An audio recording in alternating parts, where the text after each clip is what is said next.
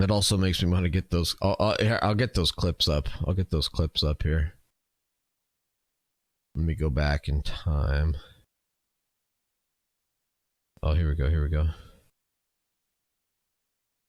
700, engaging track 7007.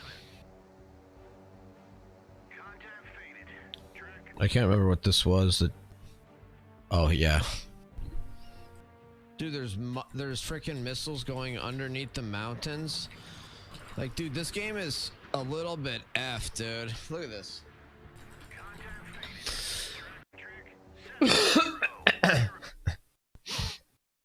We'll put that one up. Hopefully the devs see that one.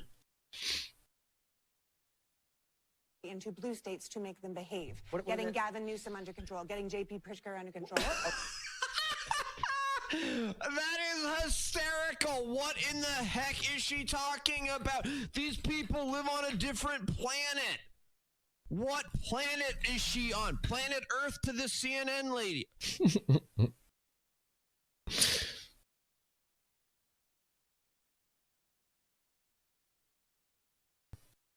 Us to act like we don't know what she's talking about. Violent riots? Yeah, because when the local police can't control violent rioters, yeah, you do call in the National Guard. I'd much rather have the National Guard come in here and help the police get control of a violent riot that's burning down the city. Holy cow, dude. My mic is so hot. Wow, you guys didn't tell me this thing is so loud. Holy crap. Holy crap, how loud do you guys want this mic?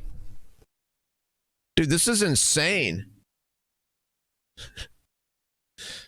Undermountain missiles. Yeah, these are pretty good missiles, Num.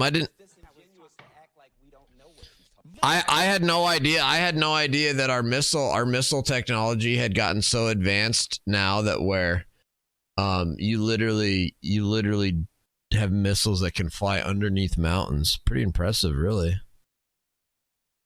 Other parts of the federal government and local officials. We already send the National Guard to the border. Not against the will of the local officials or the will of the state government. We have a federalist government here. Scott, you know as well as I You're do just that so you're saying exactly what Trump's saying. Yeah, it's called the supremacy clause, you idiot. You ever heard of? I gotta stop calling people idiots.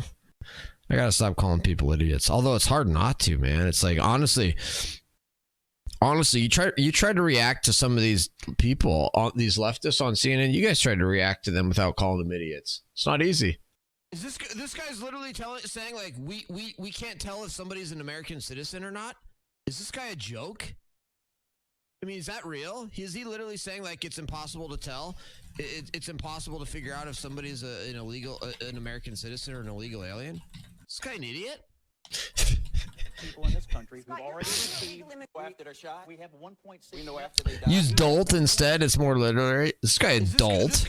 Is this guy a dolt? Okay. All right. Is this guy a dolt? It's more literary. That is what he That's is what he saying, said. Scott. That's not what I'm saying. Totally false. He said that. Totally false. That's what he said. Scott, Trump. We're in Trump the has- fever swamps, Andy. Hold on. I'm sorry. What is your dispute here? Boom! Scott Jennings drops the nuke. I love this guy. Oh man.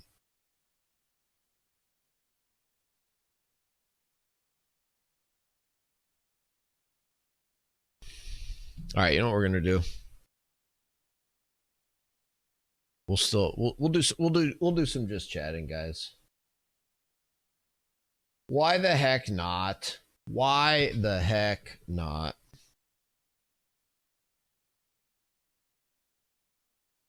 I haven't done a good solid just chatting stream in a long time.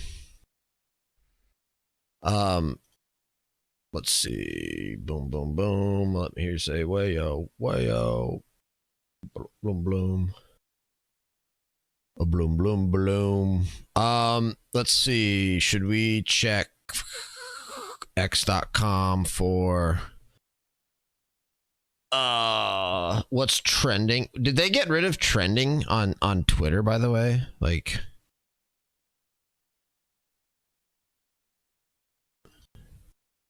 is trending a thing anymore?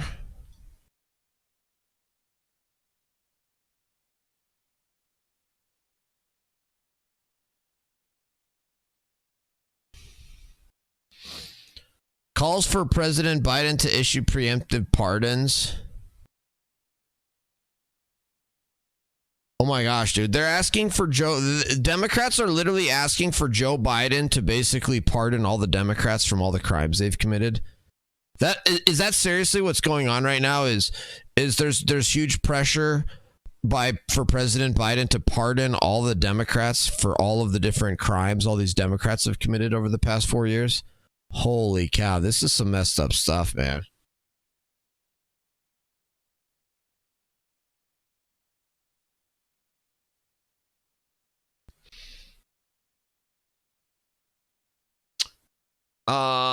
Let's see. What's Team Trump putting out? Are they putting out videos?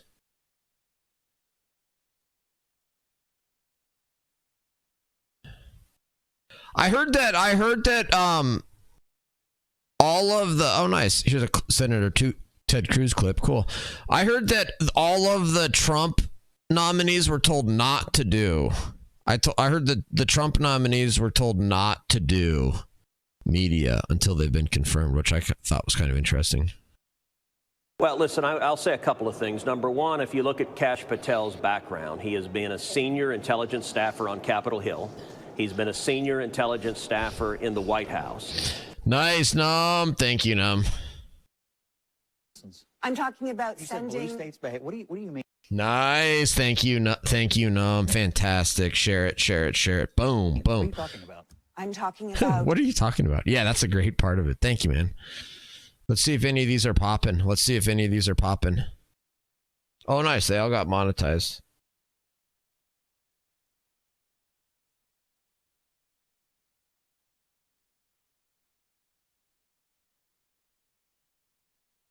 He has been, well, listen, I'll say a couple of things. Number one, if you look at Kash Patel's background, he has been a senior intelligence staffer on Capitol Hill.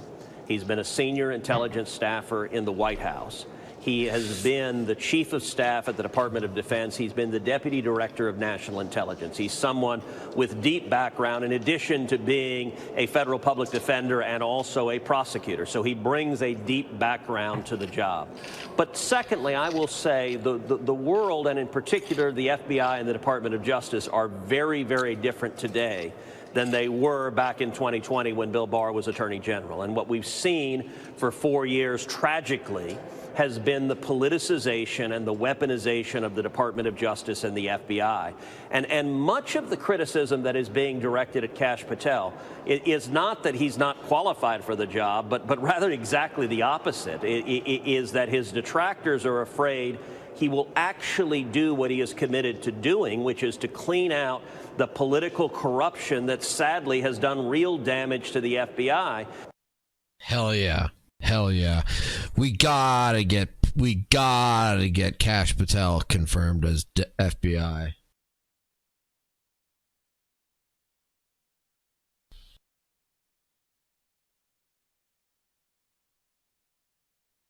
And joining us now, Republican Senator from North Dakota and member of the Senate Armed Services Committee, Senator Kevin Cramer. Senator, thanks so much for joining us on American Agenda. All right, out of the gate, how will you vote for Pete Hegseth? Well, I intend to support Pete. I had a very significant, frank, and long discussion with him yesterday. I spoke with him on the phone a little bit a week or so earlier. He answered all of my questions to my satisfaction. He made the pledge to me that you reported on earlier, that he will not touch a drop of alcohol as secretary. I think that's really important. It's really important to me to know that if a phone call comes in at 3 in the morning, the Secretary of Defense is prepared to take that call with as clear eyes as you can have at 3 in the morning. I agree with Rick Scott in his assessment of Pete's strategy and of his priorities going into the Pentagon. He's going to kick down some doors. I think that's what the American people voted for. I don't think that should surprise anybody. I think that We need some reforms, to say the least. But what I really appreciate about what Rick said, and I believe this is Pete's greatest strength, he goes in as a warrior.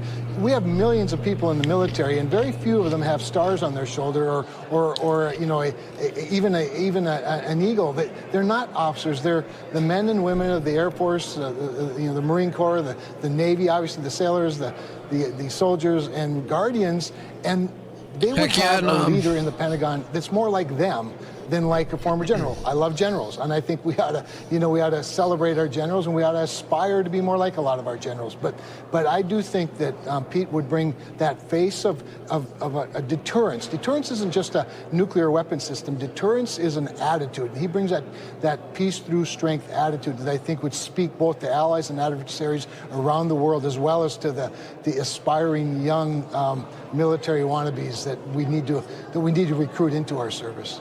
Senator, talk about the knowledge you learned from Pete Hegseth. I think a lot of Americans are wondering what, or maybe a lack of experience, maybe. Sure. What did you learn about him in your meeting? Yeah, well, he's a warrior's warrior. I learned that about him, and I looked him square in the eyes, you guys. I mean, we had a very, very tough love discussion about things, some of the allegations and whatnot. But the thing that's really clear to me about Pete is that he loves America first. He is a patriot. He's demonstrated that by his own service. He demonstrates that by the work he continues to do, mostly on a voluntary basis for veterans groups. But I also learned that he's not afraid of the tough questions. He's not afraid to talk about his past, but I'm most interested in his future. And that's what fired me up about Pete. And so the other thing I learned about, he's very articulate. I think we've all known that. His talents as a TV personality are not insignificant when you're the face of a very large organization for a very large country with a very large military. That matters. But also that he understands the value of a team. So honestly, have the allegations against Pete Hegseth literally come down to he in his past he used to party a lot and drink a lot and sleep around with different women a lot? That's literally the allegation against Pete Hegseth now? That's the issue here? Surrounding himself with people who add value to what he does and fill in the gaps what he maybe doesn't do as well. So I mean, if that's the case, that's not disqualifying. The issue is the DNC hates it. Right, that's the real issue. No, I'm correct. Yeah, that's a good point. Well said. There's nothing I heard, Pete, that would cause me pause. And then I asked the very frank question, are there any surprises we should expect? Is there anything that could, derail or embarrass any of us? And he said, there's nothing. He said, we've thought through it. I've racked my mind. Unless somebody makes something up, he said, there's really nothing else that they can come up with. So I'm confident that Pete's the right guy for the moment and that he'll do a great job. Sounds like you asked all the right questions, Senator. Less than 30 seconds left to go, but I do want to ask you about this. We know the House Ethics Committee is going to meet today on whether or not they should release the ethics report on Matt Gaetz. Do you think they should release it now that Gaetz has stepped away from the Attorney General nomination? Well, I'm glad that's their decision and not mine. I think the fact that he's stepped away and that he's no longer a member of Congress, there's a lot to be said about the integrity of the institution of the House and its own, its own governance. So I would not blame the House at all if they did not release that information at this point, as curious as people might be, because again, you just need to protect those 435 members and the integrity, not just about the history, but the integrity going forward. So whatever they decide, I'm comfortable with. Senator Kevin Cramer, thanks for coming on American Agenda. Stop back soon. Golly, some of these senators are so flippin' boring and stuff. Holy smokes. Wow, it's kind of funny, now that the election's over, there's just so few videos. It's all just pictures that people are posting, just lots of pictures. Pictures. Elon Musk with his kid. Here we go. I've known Pete for a long time. I served with him in Afghanistan. The people over there said nothing but great things about him. The allegations against Pete are all anonymous sources. I am not going to make any decision based on an anonymous source. If you're not willing to raise your hand under oath and make the accusation, it doesn't count. I've heard everything about all these people. None of it counts. No rumors, no but innuendo. you were there for the Kavanaugh hearings. I mean, I've seen this remember. movie before. I've known Pete for a long time. I served with him in Afghanistan. The people over there said nothing but great things about him. The allegations against Pete are all anonymous sources. I am not going to make any decision based on an anonymous source. If you're not willing to raise your hand under oath and make the accusation, it doesn't count. I've heard everything about all these people. None of it counts. No rumors, no but innuendo. you were there for the Kavanaugh hearings. I mean, I've seen this remember. movie before. I've known Pete for a long time. I served with him in Afghanistan. The people over there said nothing but great things about him. The allegations against Pete are all anonymous sources. I am not going to make any decision based on an anonymous source. If you're not willing to raise your hand under oath and make the accusation, it doesn't count. I've heard everything about all these people. None of it counts. No rumors, no but innuendo. you were there for the Kavanaugh hearings. I mean, I've seen this remember. movie before. I've known Pete for a long time. I served with him in Afghanistan. The people over there said nothing but great things about him. The allegations against Pete are all anonymous sources. I am not going to make any decision based on an anonymous source. If you're not willing to raise your hand under oath and make the accusation, it doesn't count. I've heard everything about all these people. None of it counts. No rumors, no but innuendo. you were there for the Kavanaugh hearings. I mean, I've seen this remember. movie before. I've known Pete for a long time.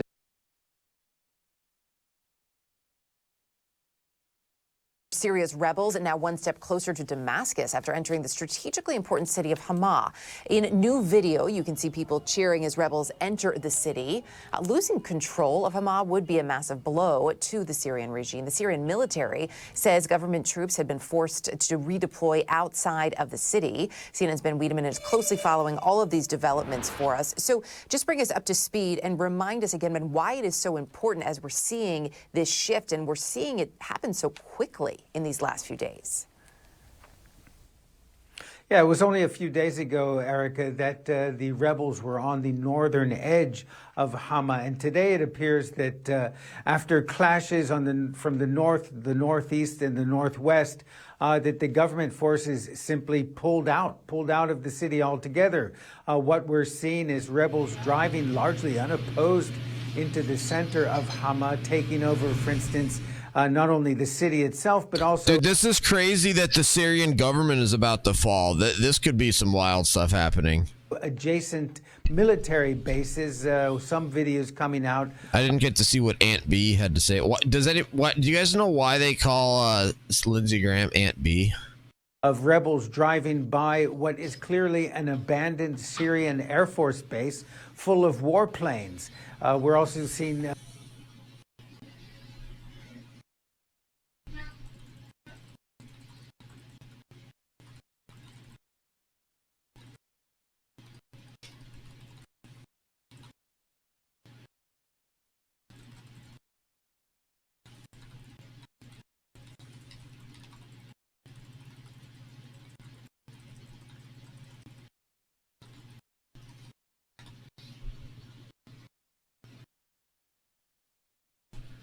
videos of them taking control of helicopters and other military equipment. It does appear that the regime, after a few days of half-hearted resistance, simply has pulled out of the city. And they actually announced that they were doing it. This was an announcement from the Syrian army that they're pulling out of Hama to spare civilian lives, which is, you have to take that claim with a pinch of salt, given the history of the Syrian army and its treatment of civilians. Nonetheless, the fall of Hama really is just yet another massive blow to the regime in Damascus. Keep in mind, it was just last Friday that the rebels were able to take Aleppo, Syria's second largest city, and now they've taken over Hama, which is the fourth largest city, and yet another city on the road to Damascus. Basically, what you have left is the city of Homs, which isn't far. It's about 30 kilometers south of Hama, and after that, it's a straight drive to Damascus. And what we're seeing is that the regime clearly is on. It's not looking good for It's not looking good for Assad. TLS, what's up? Russia can't support Assad. I guess not anymore. Not with Russia's too distracted in Ukraine. Iran is struggling because of Hezbollah got wiped out by Israel, et cetera, et cetera. Yeah, so pretty crazy. More instability in the Middle East. Yep. Maybe Europe can build that Qatar to Turkey pipeline now instead of trying to get the Ukrainian gas. Yep. Russia propped up Assad. Yeah, and so did Iran, and so did Hezbollah. So like Hezbollah fighters actually were a big part of Assad's fighters. Like Iran, Assad, Russia, Hezbollah, like they were all working together and stuff. And now that basically Hezbollah got wiped out, and then Iran is, whatever. Russia is distracted in Ukraine and using all of its resources there. So yeah, like Assad's like kind of on his own, and Assad cannot control the country, obviously, when he's on his own. So here we are, boys. Here we are. Bad boys. What's up, bad boys? How come we never see Lindsey Graham and Aunt B at the same time? Lindsey Graham and Aunt B. That's hysterical. That's too freaking funny, man. I'd never seen that. I've never seen that. And this is the pattern, is that we have all these anonymous complaints where people are saying things, they aren't giving any specifics, they don't have any corroboration whatsoever, and yet the people who were also there at the time are willing to come on the record by name, on camera, and say, this didn't happen. It's the same thing at CVA, it's the same thing at Fox, it's the same thing at the Veterans for Freedom. Every single one of these, you have a few anonymous people saying it, and yet the people who come on the record and say, this is my name, this never happened. And this is the... Yeah, good point. Good argument there.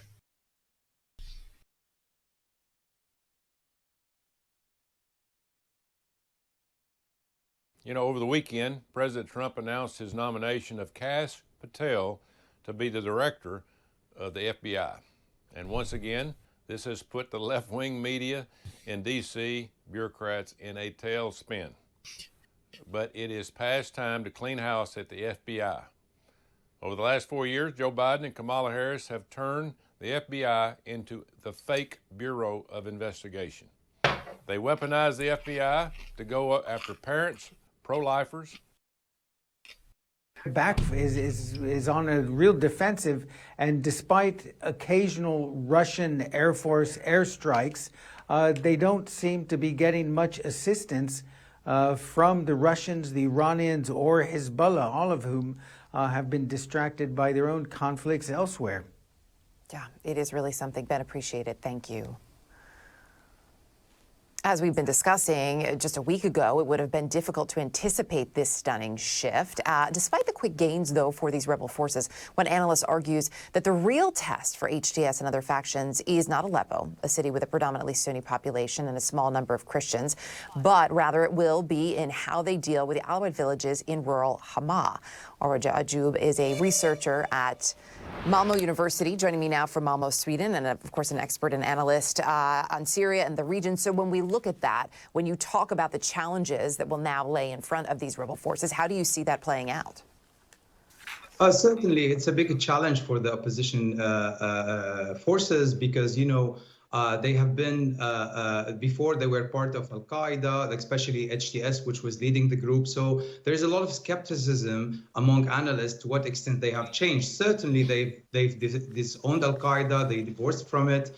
They have transformed themselves organizationally and ideologically. But again, as I tweeted yesterday, the real challenge in Alawite villages. I've been talking to some people in the country, and there have been panic in these villages where, especially in rural Hama, people are fleeing to the coast, the west coast, which is Tartus and the Alawite stronghold. Oh, I was just telling my wife if I would prefer like some of the fresh homemade from scratch cornbread that she just made, and I said, of course.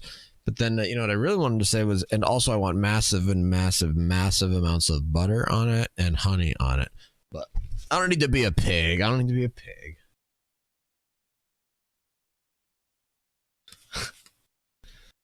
So many believes that the oppositions could force them with the military force. All right, whatever. So basically, the Assad regime is about to fall. Got it.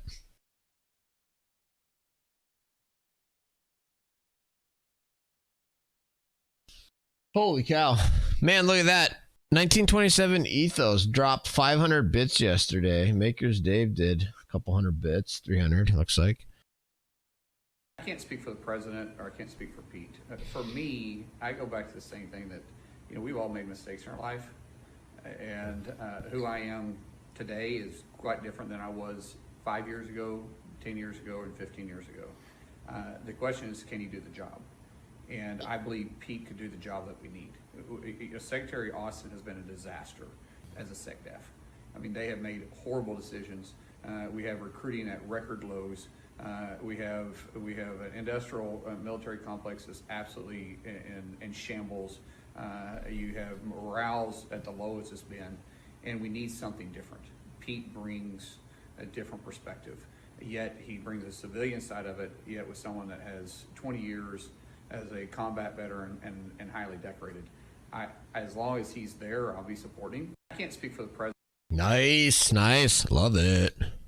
You got to remember, we're coming after 4 years of Secretary Austin, who's absolutely devastated the Defense Department. We have low morale, we have low enrollment, and we have an absolute disaster going on in our defense industry. And Secretary Austin has done nothing but added fuel to the fire. We're looking for someone different, and Pete brings that. Pete brings a different perspective, and we're excited about the opportunity to get him nominated, because I feel like he will do a great job by having a completely different direction that Secretary Austin has taken this. You got to remember, we're coming after 4 years. Boom. Actually, you know what I want to do? I want some more CNN. Caitlin Collins. Really quick.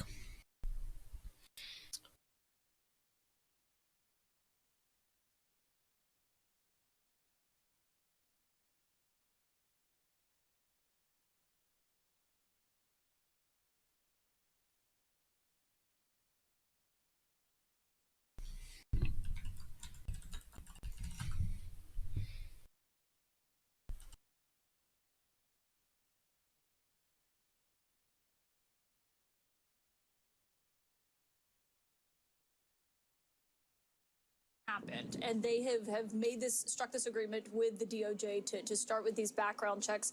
Do you think that they should submit all of them to the FBI and just have all of them be vetted? Yeah, I think it's a tough spot to not do that. It's kind of a conspicuous inconsistency if you cherry pick and say, we're okay with the FBI on some, but not others. I don't think that's a great look. I think the senators that are on the edge are probably going to be very distrustful of that kind of cherry picking. So I think you got to go all in. But what do you think that's like internally? Because there's a reason this is a month delayed. I mean, Trump, as you know, used to represent him, does not trust the FBI inherently. He has a very hostile attitude towards them, as you just saw there. So if they're doing a background check and there is an issue with someone, I mean, is there not a belief that Trump would just maybe override that if he felt like he could? Well, the background check, there are some frailties to it. I mean, one of it is... Excuse me? If he felt like he could? He's the president. My goodness, these people expose themselves all the time. She's obviously an anti-democratic, anti-Republican, authoritarian, totalitarian, obviously. Kind of at the mercy of the investigator that you get for that check. There are different levels of competence and skill there. They're also not wizards about determining who's credible. If you have a he said, she said, they might be able to give you information about whether they think it's substantiated, but they're not like proving cases beyond a reasonable doubt. So they really give you more like flags than they give you judgments. They give the senators opportunities to say, this is an issue I want to drill down on or not, but they're not really giving you conclusive, these are the absolute facts when there's a controversy. One thing that the Trump team had wanted to do and talked about was totally bypassing the FBI, not doing any background checks, and just having private investigators carry out these. Good. That's what they should do. These these investigations. Would those investigators, though, have access to the level of information that the FBI does? Yeah, probably not. I mean, I think a lot of the background investigations don't really require a bunch of extraneous searching for classified materials, for instance, but they could in the context of people that have some sort of law enforcement or military background. So I think that it's really fraught with peril to go with the private. And I think if you go with a private entity that does this, it's not that they're not competent, but it's never going to have kind of that veneer that you want if you're pushing candidates through the Senate. What's your sense of what you're... The veneer of passing an FBI background check is like dog crap veneer is what that is. hearing tonight from the Senate? Because, I mean, there does seem to be a notable change in what these Republican senators were saying over a week ago and what they're saying now as more stories have come out about Pete Hegseth. Yeah, you know, I think that the best thing Pete can do through his surrogates is focus on what this guy can actually bring to the table substantively and try to just, you know, power through the background check issues. But look, the bottom line of it is, you know, there's going to be questions. I heard what Lindsey Graham said tonight, and I was struck by the difference in his tone. Remember, with Kavanaugh being, you know, pilloried with kind of borderline material, information that was not particularly substantiated but was very sensational. I thought that was one of Graham's finest moments. I mean, he railed about the lack of fair process when it came to Kavanaugh being ambushed. Now, with Pete, he's basically saying, let's hear it out. And so that's, to me, that's a pivotal point that the president's people need to get to, is which Lindsey Graham is going to be showing up when it comes down to the vote. Well, I think the one difference I would maybe note is with Kavanaugh, the allegation was from when he was younger, obviously. Some of these are way more recent, including, you know, the email from Pete Hegseth's mom was from 2018, which she later said, you know, she apologized for immediately and that she sent in the heat of the moment when she was upset. As the FBI is looking into this, how do they investigate allegations about drinking or about sexual misconduct or even sexual assault, as we saw, which he denied out in Monterey, California? What the heck is sexual misconduct anyways compared to sexual assault? Do you know the difference between sexual misconduct and sexual assault? Oh. Well, That's so good, thank you. I mean, I could give you no, I don't really know. I kind of think sexual misconduct is like, maybe you're like having a sexual relationship with someone at work that you're not supposed to be. Right, like you're the supervisor. Yeah. Inappropriate power balance. Right, but it's not necessarily sexual assault. It's not assault.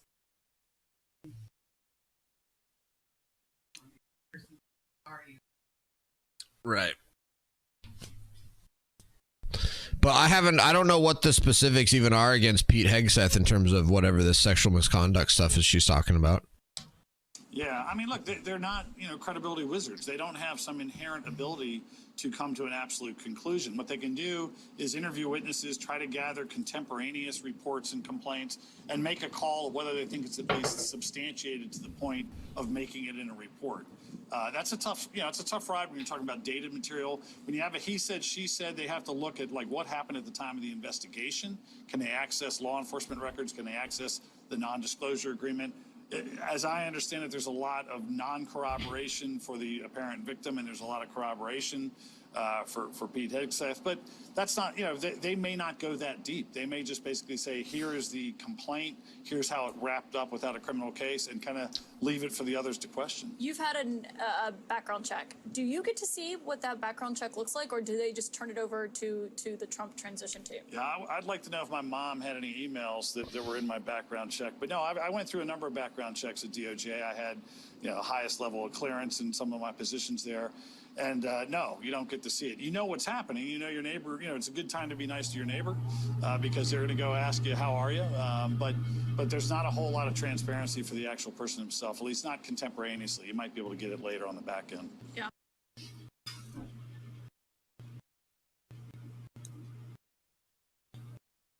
He was accused of nearly botching a high-stakes hostage rescue when he was accused of breaking protocol, inserting himself into this effort by SEAL Team 6 to rescue an American who was being held in Nigeria when Trump was in office the last time. You were directly involved in that. Can you just walk us through what happened and Kash Patel's involvement? Yeah, I describe it in detail in my memoir. This is, I think, October 2020, when we were trying to rescue an American in West Africa who had been captured by, we believe, terrorists and whose life was in danger. So we sent our special operators abroad to rescue that person. They were in the air. We had launched them. I had launched them on the premise that we had airspace clearance into that country to conduct the operation. It was information given by allegedly Kash Patel to Tony Tata, who was worked for me in OSD policy. This sounds so stupid. This allegation about Kash Patel said there was air support when there wasn't, or some crap like that. It's like, dude, and you think he's disqualified? Like, give me a break. Even if that's true, it's like, okay, he made a mistake once. Whatever. Let's move on. Next.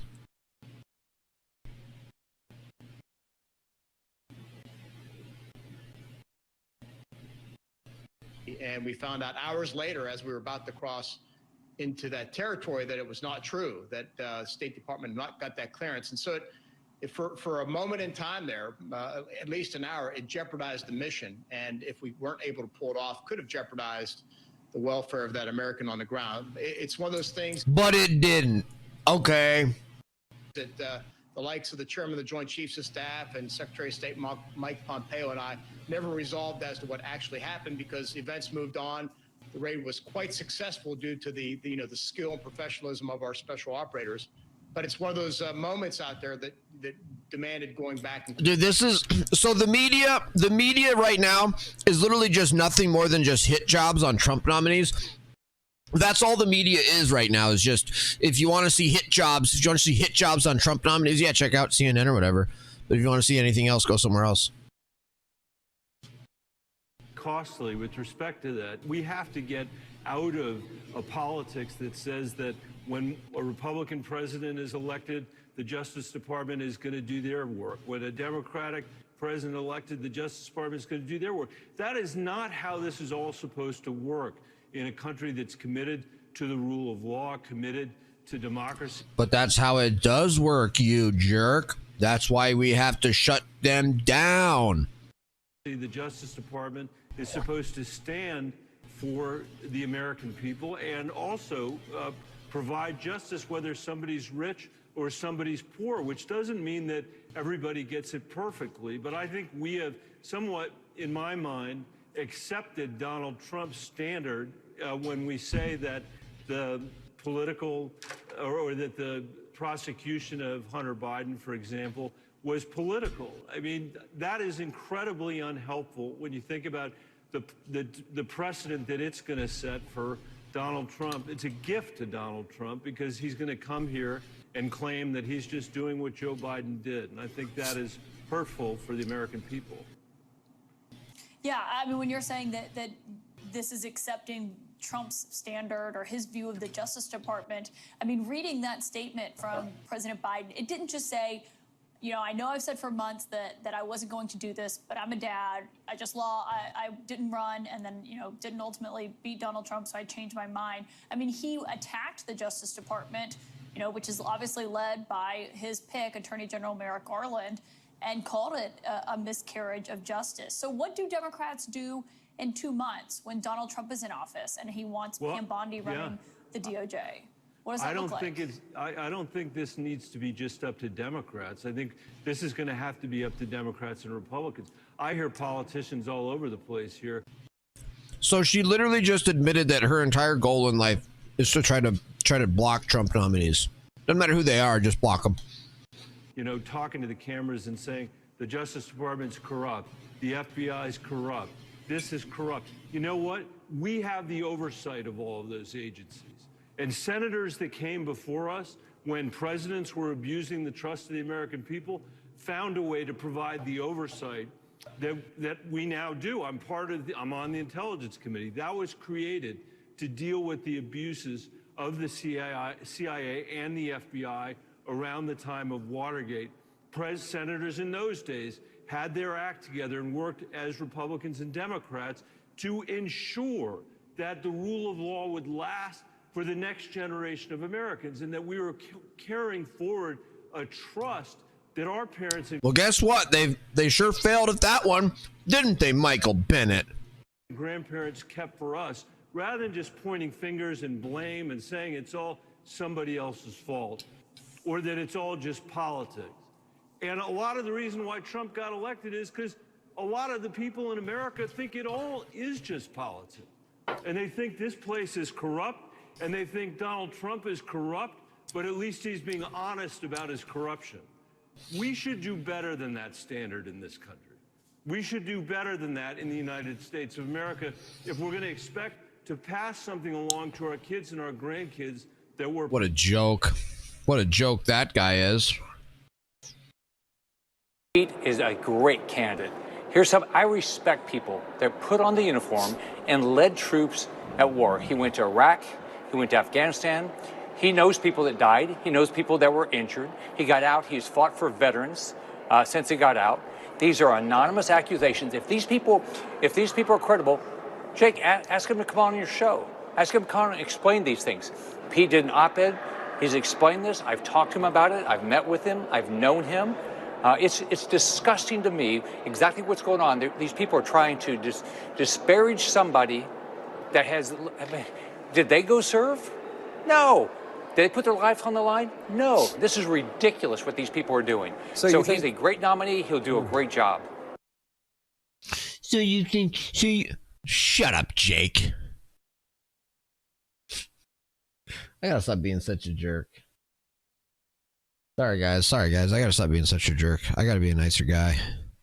Need to be more like Jesus Christ instead of so toxic like I've been.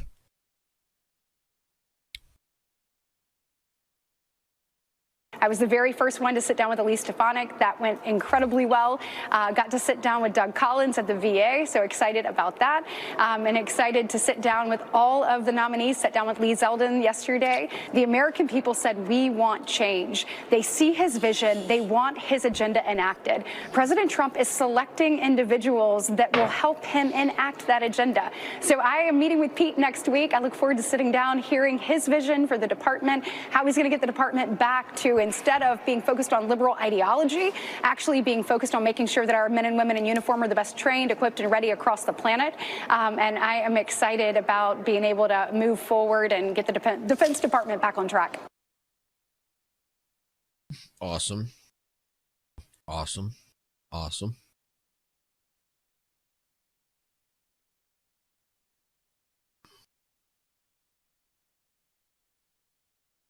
Kash Patel, Donald Trump's controversial pick to lead the FBI, has made... This guy still has a job? How does this guy still have a job? Seriously, after all of what he's done? Secret of his plans to weaponize the department to go after his perceived enemies. Those include members of what he refers to as the deep state, the fake news mafia, and even former colleagues. And Patel appears to be making good on that threat already before facing a confirmation process, threatening former Trump White House colleague Olivia Troy with litigation and demanding that she retract, quote, defamatory comments stemming from her blunt assessment of their time together. Let's take a listen to that. Kash Patel is a delusional liar. Let me just be very clear about that. And he would lie about intelligence. He would lie about making things up on operations. I think Mark Esper has talked about that as well, where he put the lives of Navy SEALs at risk in an operation when it came to Nigeria. These are things that actually were happening in real time when he was in the role of CT coordinator in the White House. And I know this because at some point I realized that I needed to double check Kash's work to make sure that I wasn't misinforming Mike Pence by relying on his word. So I had to go around him. And Olivia Troy joins me now. She served as a Homeland Security, Counterterrorism, and COVID Task Force advisor to former Vice President Mike Pence. Olivia, great to see you this morning. I mean, what does that even tell you, that even before his confirmation hearings, he is threatening you for criticizing him? Yeah, I think it's a very clear sign of what's to come should he become the director of the FBI and how he's going to conduct himself. I mean, we should take him at his word. These are things that he has threatened in the past. And I think this woman just comes off as so dishonest. It's kind of just so obvious she's dishonest. By doing what he did, by sending that letter to me, it was an attempt to bully me, silence me, intimidate me. But it's also a signal to others, right, as he goes into the confirmation process of trying to silence others in terms of telling the truth. In these cases, we're talking about kids making decisions that could result in lifelong lack of fertility, lifelong lack of sexual function, a lifetime of dealing with cognitive impairments, tumors, bone density disorders, blood clots. So there are really serious risks. And every systematic analysis of the evidence shows minimal to no benefits to kids from these procedures. Wow. Awful. That was Tennessee's Republican Attorney General on the Supreme Court oral arguments in the case over transgender treatment. It involves the constitutionality Base Noob, of what's state up? laws that ban gender transition medical procedures for minors, for people under the age of 18, is what's being discussed here. The justices appeared divided on this issue after listening for over 2 hours to the arguments that were presented, challenging Tennessee's ban against these procedures for minors. Watch this. You say there are benefits from allowing these treatments, but there are also harms, right, from allowing these treatments. At least the state says so, including lost fertility, the physical and psychological effects on those who later change their mind and want to detransition, which I don't think we can ignore. After the filing of your petition, of course, we saw the release of the Cass report in the United Kingdom, which found a complete lack of high-quality evidence showing that the benefits of the treatments in question here outweigh the risks. My understanding is that the Constitution leaves that question to the people's representatives rather than to 9 people, none of whom is a doctor. So the Supreme Court Justice Ketanji Brown Jackson made this comparison, which is getting a lot of attention. Listen carefully to what she's getting at here. They sound in the same kinds of arguments that were made back in the day, 50s, 60s, with respect to racial classifications and inconsistencies. I'm thinking in particular about Loving. The court starts off by saying that Virginia is now one of 16 states which prohibit and punish marriages on the basis of racial classifications. It's sort of the same thing.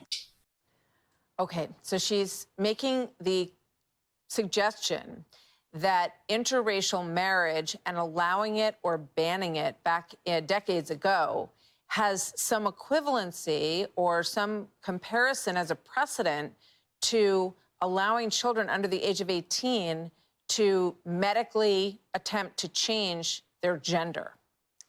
Critics sounded off on social media, one saying, quote, "We don't let minors get married for a reason too." Another, "The false equivalence train has left the station." And this one, "How can someone who doesn't know what a woman is rule on a case involving gender?" That last comment, obviously a reference to Jackson's confirmation hearing in 2022 and this memorable moment. Can you provide a definition for the word woman? Can I provide a definition? Mm-hmm. No. Yeah. I can't. You can't? Not in this context. So I'm not a The biologist. meaning of the word woman is so unclear and controversial that you can't give me a definition? Okay, Jonathan Turley, Fox News contributor and George Washington University law professor, joins us. Jonathan, good to have you. Let's focus on Ketanji Brown Jackson first here, and I want to get your take on the comparison that she made and what it tells us about her legal thinking and her approach to this issue. Well, it was baffling for many of us that heard that come up in oral argument, but it was consistent with an effort, but particularly among the liberal justices, to portray any questioning of the science here and the basis for the Tennessee law as effective discrimination based upon gender identity or upon sexual orientation or gender generally.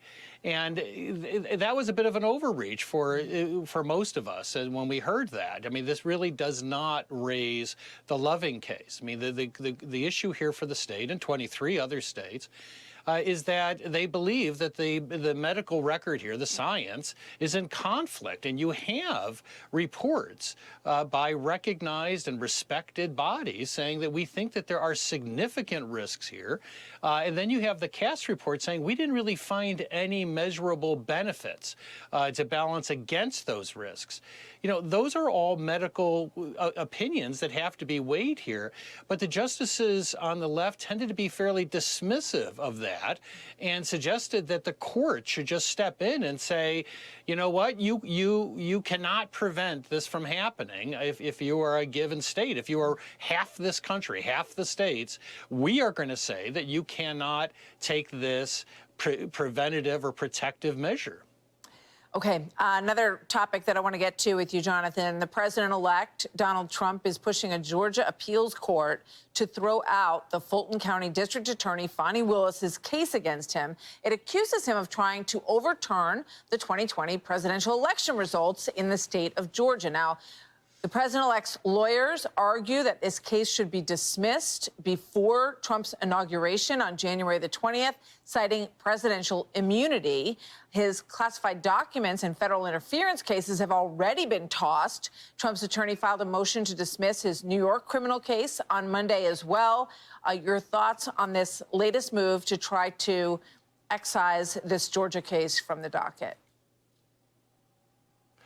Well, you know, this entire case is leaking like a sieve, and it always has, because it was based on, in my view, a ridiculous RICO theory to get to the president. There are some crimes in this case. I think they're relatively minor against some defendants, like unauthorized access. But to get the president, they had to create this real Rube Goldberg type of racketeering theory that I don't think will hold up upon review. And on top of that, you have Willis's own conduct and whether she should be removed from the case. So it's a big debate as to what will bring this case down, but there are a lot of possibilities here. Now, the fact is that courts tend to try to leave these to juries, leave these to fact finders, and so Willis knows she has an advantage. But just keep in mind that this entire case is teetering, in my view, legally. And I just can't see, even if she was able to secure